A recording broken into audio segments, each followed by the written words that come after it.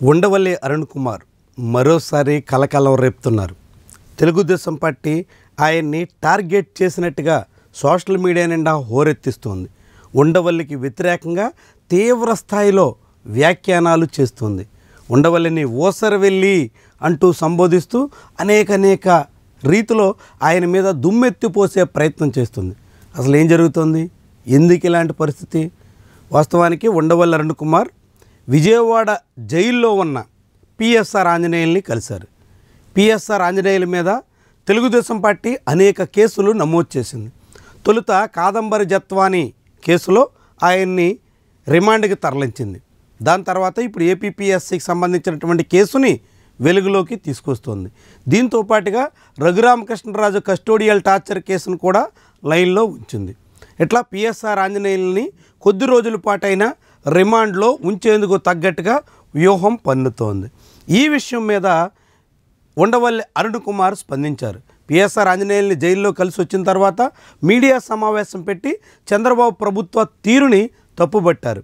దర్యాప్తు అధికారులనే జైల్లో పెట్టేదానికి వస్తే ఇక భవిష్యత్తులో పోలీసుల వ్యవహారం ఎట్లుంటుందో అనేటువంటి ఆందోళన వ్యక్తం చేశారు. ఆ క్రమంలోనే తెలుగుదేశం ప్రభుత్వం మీద, ప్రభుత్వ విధానాల మీద అనేక రకాల వ్యాఖ్యానాల్ని ఉండవల్లి అరుణ్ కుమార్ చేశారు. ఇది తెలుగుదేశం పార్టీకి మాత్రం రుచించలేదు. పిఎస్ఆర్ ఆంజనేయుల్ని సమర్థించడమే సహించలేని టీడీపీలోని ఒక సెక్షన్ ఇప్పుడు పిఎస్ఆర్ ఆంజనేయులకి మద్దతుగా ఉండవల్లి అరుణ్ కుమార్ మీడియా ముందుకు రావడాన్ని అసలు జీర్ణం చేసుకోలేకపోతుంది. దాంతో పిఎస్ఆర్ ఆంజనేయుల తీరుతో పాటుగా ఉండవల్లి అరుణ్ కుమార్ మీద కూడా తీవ్రమైనటువంటి స్థాయిలో బాణాలు ఎక్కుపెడుతుంది. దీంతో ఇప్పుడు ఉండవల్లి మీద జరుగుతున్నటువంటి దాడికి వ్యతిరేకంగా ఐవైఆర్ కృష్ణారావు స్వరం వినిపించడం మొదలెట్టారు. పిఎస్ఆర్ ఆంజనేయులు, ఉండవల్లి అరుణ్ కుమార్, ఐవైఆర్ కృష్ణారావు వీళ్ళంతా బ్రాహ్మణ కులానికి చెందినటువంటి నేతలు, అధికారులు.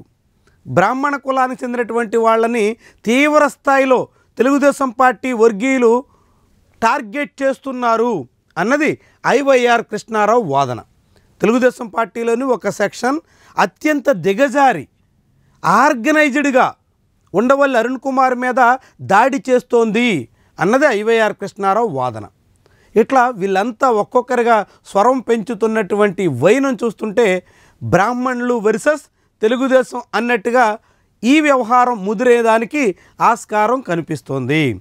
2014-19 మధ్య కూడా బ్రాహ్మణ వ్యతిరేకంగా తెలుగుదేశం పార్టీ ప్రభుత్వం తీరు ఉంది అనేటువంటి కలర్ కనిపించింది. అది ఆ ఎన్నికల్లో తెలుగుదేశం పార్టీకి తీరని చేటు తెచ్చింది. తర్వాత 2019 నుంచి 2024 మధ్య జగన్కి వ్యతిరేకంగా కూడా బ్రాహ్మణులు స్వరం వినిపించే ప్రయత్నం చేశారు. బ్రాహ్మణ ఓటింగ్ జగన్కి వ్యతిరేకంగా కూటమి వైపు కన్సాలిడేట్ కావడానికి అది ఉపయోగపడింది. ఇప్పుడు మళ్ళీ 2014-19 నాటి పరిణామాలు మళ్ళీ పునరావృతం అవుతున్నాయా అనేటువంటి సందేహాలకు ఆస్కారం ఇచ్చేలా ఈ పరిస్థితి కనిపిస్తోంది. 2014-19 మధ్య ఉండవల్లి అరుణ్ కుమార్ కానీ, ఐవైఆర్ కృష్ణారావు కానీ ఇలాంటి నేతలంతా అమరావతికి వ్యతిరేకంగా, చంద్రబాబుకి వ్యతిరేకంగా తీవ్ర స్థాయిలో పుస్తకాలు రాయడం నుంచి స్వరం వినిపించడం వరకు ప్రధానమైనటువంటి పాత్ర పోషించారు. అదంతా ఎన్నికల్లో ఎలాంటి ఫలితాలకు కారణమైందో చూసాం. 2019 నుంచి 2024 వరకు జగన్ మీద అడపాదడపా కొన్ని వ్యాఖ్యలు చేసినప్పటికీ పూర్తి స్థాయిలో జగన్ ప్రభుత్వానికి వ్యతిరేకంగా నిలబడినటువంటి దాఖలాలు లేవు. కానీ ఇప్పుడు మళ్ళీ 2024 తర్వాత ఒక్కొక్కడుగు వేస్తూ స్వరం పెంచే ప్రయత్నంలో ఉన్నట్టుగా స్పష్టమవుతుంది. అందుకు పిఎస్ఆర్ ఆంజనేయులు అరెస్టు ప్రధానమైనటువంటి కారణమైంది. పిఎస్ఆర్ అరెస్టుని కేంద్రంగా చేసుకుని ఇప్పుడు బ్రాహ్మణ నేతలంతా చంద్రబాబు మీద బాణాలు ఎక్కిపెట్టే దిశలో అడుగులు వేస్తున్నట్టుగా కనిపిస్తుంది. ఇది ఎక్కడి వరకు దారితీస్తుంది? ఎలాంటి పరిణామాలకు కారణమవుతుంది?